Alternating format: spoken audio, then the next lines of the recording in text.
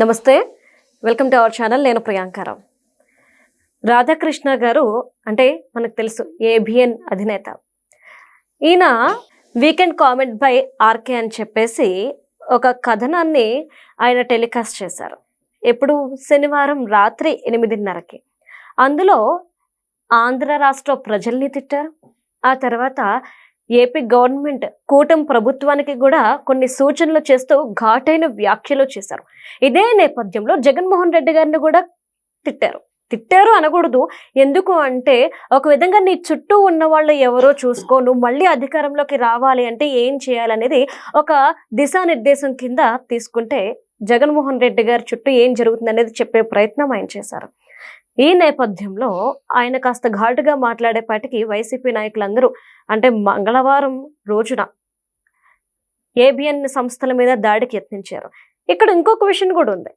ఆంధ్రాలో కూడా ఏబిఎన్ సంస్థలు ఉన్నాయి, ఆంధ్రజ్యోతి పత్రిక కార్యాలయాలు ఉన్నాయి. కానీ అవన్నీ వదిలేసి హైదరాబాద్ మాత్రమే వచ్చి మెయిన్ ఆఫీస్ మీద దాడి చేయడాన్ని ఎలా చూడాలి? అంబటి రాంబాబు గారు కావచ్చు, శ్రీధర్ కావచ్చు, వీళ్ళంతా ఇక్కడికి వచ్చారు అంటే ఇది రాధాకృష్ణ గారి మీద దాడి చేయడం కోసం వచ్చారా, లేదంటే ఛానల్స్ మీద దాడా, మీడియా మీద దాడా? జగన్మోహన్ రెడ్డి గారు మీడియా అంతా కరప్ట్ అయిపోయిందని చెప్పేసి అన్నారు. ఇక నేషనల్ మీడియా కూడా 50% కరప్ట్ అయిపోయిందని చెప్పేసి అన్న తర్వాత ఈ దాడిలో సో దీన్ని ఏ విధంగా చూడాలి, ఏ కోణంలో చూడాలి అనే దాని మీద మనం డిస్కస్ చేద్దాం. మనతో మాట్లాడడానికి ప్రముఖ పొలిటికల్ అనలిస్ట్ అంకమరావు గారు ఉన్నారు, ఆయనతో మాట్లాడదాం. నమస్కారం సార్. నమస్తే అమ్మా. అంటే ఏబిఎన్ సంస్థల మీద జరిగిన దాడిని ఏ కోణంలో చూడాలి? ఏబిఎన్ ఆంధ్రజ్యోతి ఎండి రాధాకృష్ణ గారు శనివారం నాడు ఉలుకు పలుకులో మామూలుగా ప్రతి శనివారం నాడు ఏదో ఒక అంశాన్ని తీసుకొని 2-3 అంశాలని దాంట్లో క్రోడీకరించి ప్రభుత్వం మంచి చేస్తుంటే మంచి, పొరపాట్లు చేస్తుంటే పొరపాట్లు, అలాగే ప్రతిపక్ష నేత గురించి ఇవన్నీ కూడా ఆయన ఎత్తి చూపుతూ ఉంటాడు. దానికి ఉన్నదే దమ్మున్న ఛానల్ అని. అలాగే రాధాకృష్ణ గురించి ఒకసారి కనుక మనం పరిశీలిస్తే, జగన్మోహన్ రెడ్డి తండ్రి రాజశేఖర రెడ్డి వాళ్ళ బిల్డింగులు పడగొట్టడానికి ప్రొక్లేనర్లు పంపించాడు. ఆ రోజే జగన్మోహన్ రెడ్డి తండ్రితోటి రాజశేఖర రెడ్డితోటి రాజీ పడలా, పోరాడాడు. ఆ తర్వాత 2014 నుంచి 2019 వరకు తెలంగాణలో మొట్టమొదటి అధికారంలో ఉన్నది అప్పుడు టీఆర్ఎస్, ఆంధ్రప్రదేశ్లో కూటమి ప్రభుత్వం, చంద్రబాబు నాయుడు ముఖ్యమంత్రి. మరి అధికారంలో కేసీఆర్ రాంగల్లోనే అతని గురించి మాట్లాడాడని అతని పత్రిక కానీ, అలాగే ఏబిఎన్ ఛానల్ని తెలంగాణలో బ్యాన్ చేసేసి అతని పత్రికలు ప్రకటనలు కూడా ఇవ్వాలి ప్రభుత్వం తరపు నుంచి. అయినా సరే వెనకడిగేయలేదు, వాళ్ళతోటి కాంప్రమైజు కాలేదు. సరే, అది 10 సంవత్సరాలు తెలంగాణలో కొనసాగింది. అయినా దమ్ముగా పత్రికను నడిపాడు, ప్రసార మాధ్యమాన్ని నడుపుకుంటూనే వస్తున్నాడు. 2019 నుంచి 2024 వరకు ఆంధ్రప్రదేశ్లో జగన్మోహన్ రెడ్డి ముఖ్యమంత్రి. అతను కూడా ఇదే పని చేశాడు. ఇంకా ఆ పత్రికని కొన్ని ప్రాంతాల్లో ఎవరన్నా చదువుదామంటే వాళ్ళకి రాకుండా కూడా చేశాడు. అయినా సరే విజయసాయి రెడ్డిని ఆయన దగ్గరకు రాయబారం కూడా పంపారు. కానీ లొంగల నిలబడ్డాడు, కలబడ్డాడు, పోరాడాడు. నిన్ను పదవి నుంచి దించేశాడు. ఇక్కడ కేసీఆర్ కూడా పదవి నుంచి దిగిపోవడం కూడా జరిగింది. అంటే మీరు అధికారంలో ఉండంగా, నీ తండ్రి అధికారంలో ఉండంగా బలప్రయోగం చేసి భయపెట్టి అతన్ని మీ మీద వ్యతిరేక వార్తలు రాయకుండా చూడాలని మీరు భావించారు. కానీ మీ ఆటలు సాగలేదు, తన పందాన్ని మార్చుకోలేదు, అట్లనే కొనసాగిస్తూనే ఉన్నాడు.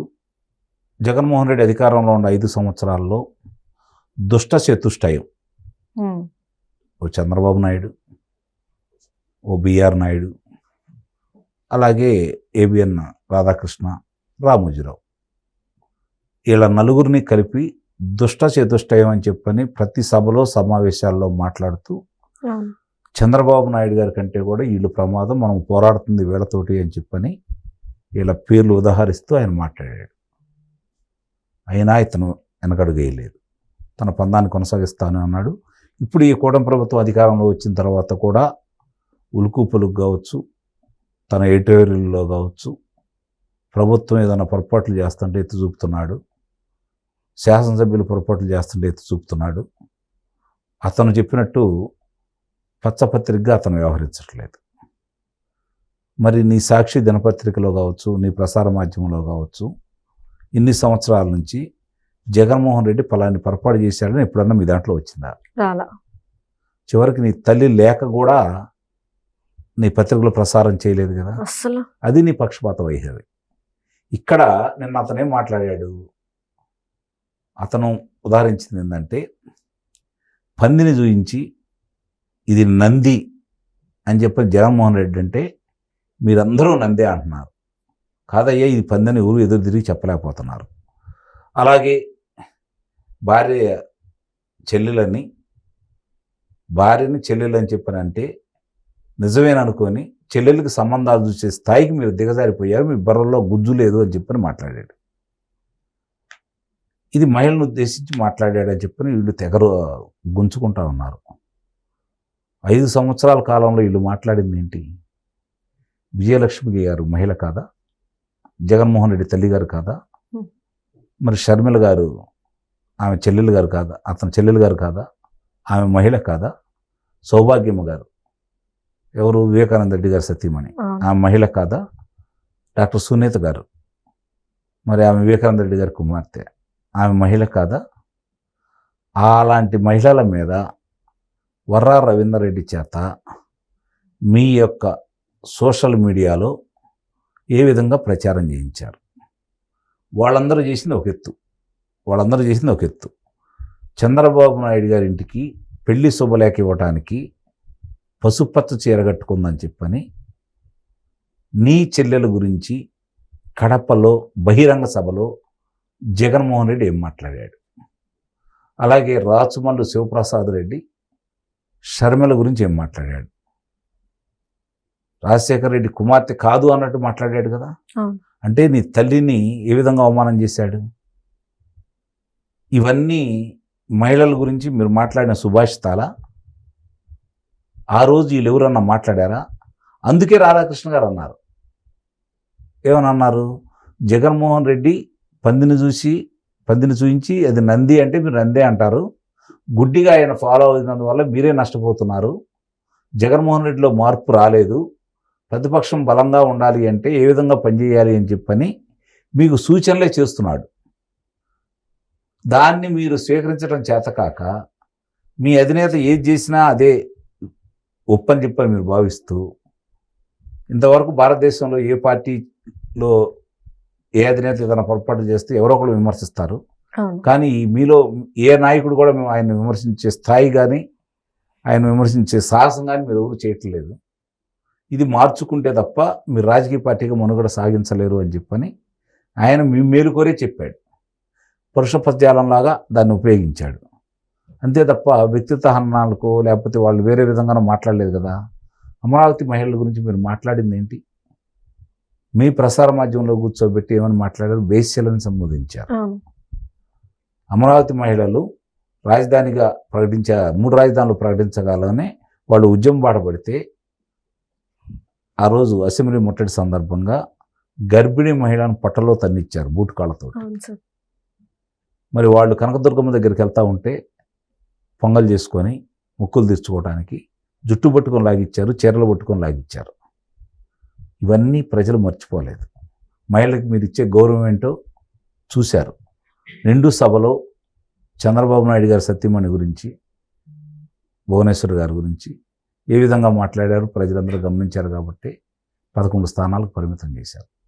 దెయ్యాలు వేదాలు వల్లించిన సందంగా ఉంది మీరు మహిళల గురించి మాట్లాడుతూ ఉంటే.